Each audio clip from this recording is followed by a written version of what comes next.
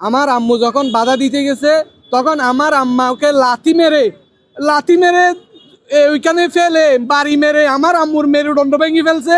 আর এই জায়গা জমি আছে, প্রজেক্ট আছে, বাগান আছে, এগুলো নিয়ে আমার আব্বু আম্মু দেখাশোনা করে এলাকায় থাকে।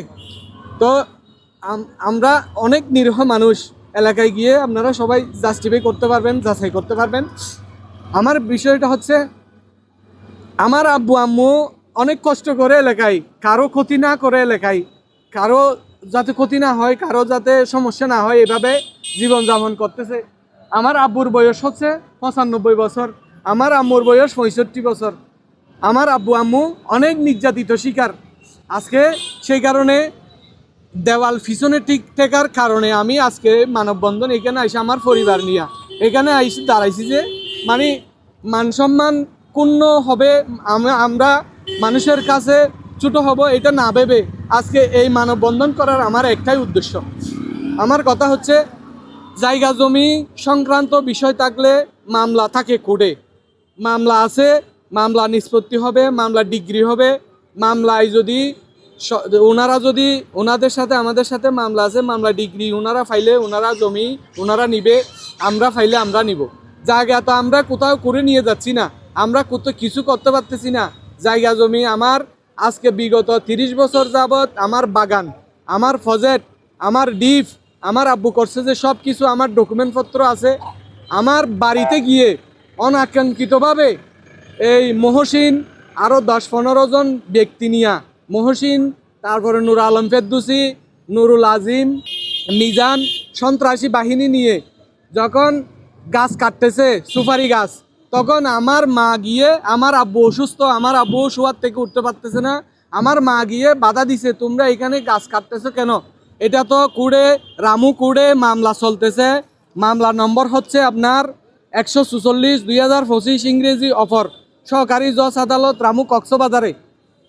এই যেইখানে ঘটনাটা হয়েছে ওই ঘটনার মামলা রামু কুড়ে বর্তমান চলমাধীন।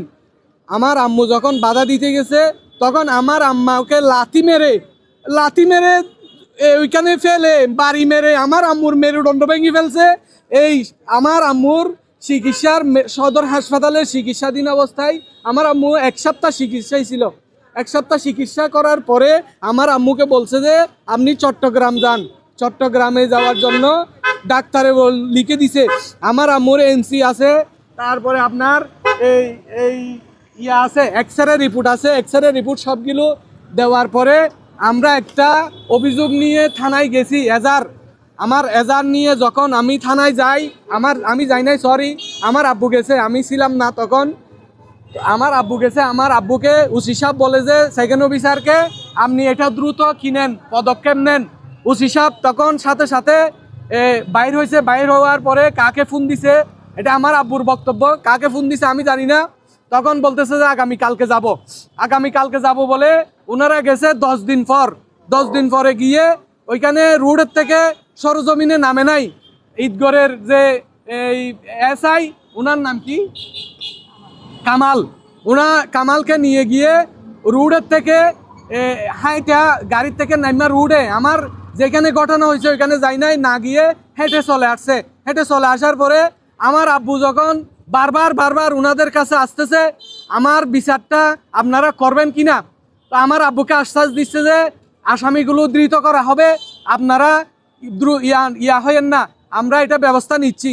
এরকম করতে করতে আজকে বিগত 2-3 মাস যাবৎ আমাদেরকে হয়রানি করতেছে। এমন অবস্থায় আবার মাঝখানে গিয়ে ওই বিবাদীগণ আবার আমাদের সে পুকুরে, আমার 2টা পুকুরে প্রায় 1.5 লক্ষ টাকার মাছ, ওগুলো সবগুলো কেটে, সবগুলো আমার ভিডিও আছে, সবগুলো আমার এর আগেও একটা নিউজ হয়েছিল, এই নিউজে অনেক ভাইরাল হয়েছিল। এটা ওনারা কোনো ধরনের ওইগুলো দিয়েও শুদ্ধ ওনারা কোনো ধরনের আমাদের কাজটা করে নাই। আরও আমাদের কাছ থেকে, আমার আব্বুর কাছ থেকে, এই মুরব্বীর কাছ থেকে, আমার বাপের কাছ থেকে থানার অফিসারে নাকি টাকা চাইছে। আপনার মামলা এন্ট্রি করলে টাকা দেওয়া লাগবে। আমাদের তো খাওয়ার জন্য টাকা নাই, ওনারা সব কিছু আমাদের থেকে কেড়ে নিছে। আমাদের 28 খানি জমিন ওনারা কেড়ে নিছে সন্ত্রাসী বাহিনী। এই যে শিবিরের জমাতের সেক্রেটারি দাবি করে বড় বড় লিকচার দেয়। আমার পকেটে নাকি পুলিশ ওর পকেটে থাকে, আরেকজন আমার একটা বাইকে অস্ত্র দিয়ে বিনা কারণে অস্ত্র নিজে অস্ত্র দিয়ে তা জেলখানায় পাঠাইছে, আমাকে মামলা দিয়ে আমাকে ঈদগড় যাইতে দেয় না। আমি কক্সবাজারে থাকি, আমার বাইটা চিটাং থেকে আসতে পারে না। ওই সন্ত্রাসীরা আমাদের উপর এইরকম করে লাগছে। আমরা কি এই দেশে থাকবো? এই দেশের নাগরিক, আমার আর এস কতিয়ানের মালিক আমরা, আমার বাপ আর এস কতিয়ানের মালিক। এই দেশে যদি আমাদের বিচার না হয় তাইলে আমরা এই দেশে এইখানে বিষ পান করে মরে যাব। আমাদের আর করার কিছু নাই। আমাদের হাত আর দেওয়ালে আমাদের ফিট থেকে গেছে।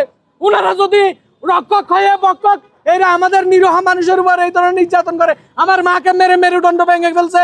আমার এই যে সবগুলো রিপোর্ট আমার কাছে আছে। এখনো পর্যন্ত ওনারা আমার মাকে দেখতে একবার হাসপাতালে আসে নাই ওনারা। আমি মনে করতাম ওনারা ভুল করছে, আমার মাকে একবার দেখে যেতে পারতো, মানে আঘাত হইছো, কেমন আছো, একবার দেখে যেতে পারতো। আমার আব্বাকে, আমার আম্মুকে একবার দেখে যান। আমার আব্বুকে বারবার হুমকি দিচ্ছে, বাজারে আসলে মেরে ফেলবে, বাড়ি গিয়ে মেরে ফেলবে। আমার প্রতিদিন বাড়িতে ডিল ফাঁকা, প্রতিদিন ডিল ফাঁকা ছুড়ে সন্ত্রাসী বাহিনী দিয়ে আমাদেরকে এলাকা ছাড়া করবে। আমার আরেকটা বিষয় যে আমি যে বাড়িটা আছে, আমার বাড়িটা হচ্ছে ধরেন, আমার বাড়িটা হচ্ছে জেলা প্রশাসকের জায়গা, খাস জায়গা। আমি এটা বন্দোবস্তির জন্য প্রপোজাল করছি। আমার বাড়িতে আইসা যদি এটা, আমার কাছে ডকুমেন্ট আছে, ডিসি কোডের স্মারক নম্বর সহ আছে। এই দেখেন আপনারা, ডিসি কোডের স্মারক নম্বর সহ আমার আব্বুর নামে, আমার নামে এটা আমি প্রপোজাল করে রাখছি। তার বলে এটা বলে সব কিছু বলে তার, কিছু মানে না, কোডও মানে না, আদালতও মানে না।